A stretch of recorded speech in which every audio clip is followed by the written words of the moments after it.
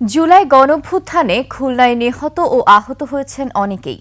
তবে এতদিনেও কেউ খোঁজ খবর না নেয়ায় ক্ষোভ জানিয়েছেন আহত ও নিহতদের স্বজনরা।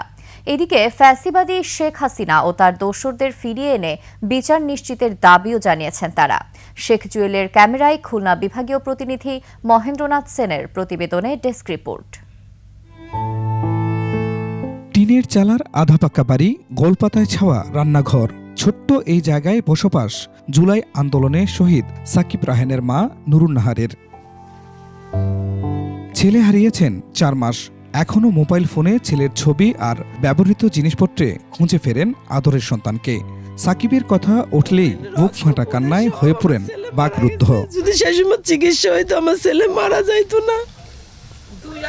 2 হাসপাতালের থেকে ফেরত দিয়েছে। 19 জুলাই বিকেলে মিরপুর 6-এ ছাত্র জনতার উপর অস্ত্র নিয়ে হামলা চালায় আওয়ামী সন্ত্রাসী বাহিনী। সেখানেই গুলিবিদ্ধ হন সাকিব রায়হান। গুরুতর আহত রায়হানকে শহীদ সোহরাওয়ার্দী মেডিকেল কলেজ হাসপাতালে নেওয়া হলে চিকিৎসক মৃত ঘোষণা করেন। তার মরদেহ আনতে গিয়ে গুলিবিদ্ধ হন বোন দুলাভাইও।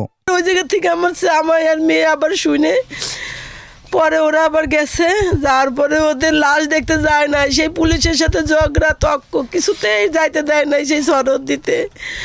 পরে ওদের পথে গুলি ছাড়ছে। আমার বড় জামাইয়ের গায়ে, মেয়ের জামাইয়ের গায়ে লাগছে 4টে গুলি। একমাত্র ওয়ালটন এসি দিচ্ছে 1 বছরের রিপ্লেসমেন্ট গ্যারান্টি। ফ্যাসিবাদী হাসিনার পেটুয়া বাহিনীর গুলিতে আহত হয়ে দুর্বিষহ জীবন কাটাচ্ছেন শিক্ষার্থী জীবন হাওলাদার। গুলির আঘাতের ক্ষত হয়ে বেড়াচ্ছেন আরও অনেকে। সহযোগিতা না পাওয়ার অভিযোগ তাদের। এখনও আমার শরীরে 17টা বুলেট আছে, মাথায় আছে 7টা, নাকে আছে 2টা, আর শরীরে 4-5টা আছে। আমার অবস্থা একটু ক্রমাগত একটু খারাপ হয়ে যাচ্ছিল। তখন আমাকে তারা 250 বেড আর কি নিয়ে এখনো নিজের চলাফেরা করতে খুব সমস্যা হয়। শারীরিক সমস্যা আছে, এখন বাম সাইডে কোনো বল পাচ্ছি না। এত কিছুর পরও ক্ষোভ নেই জুলাই আন্দোলনে আহত ও নিহতর স্বজনদের।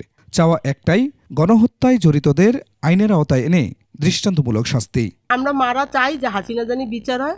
হাসিনার বিচার হলে আমাদের ভালো লাগবে। খুরশিদ আলম মুকুল, ডেস্ক রিপোর্ট, 21 টেলিভিশন।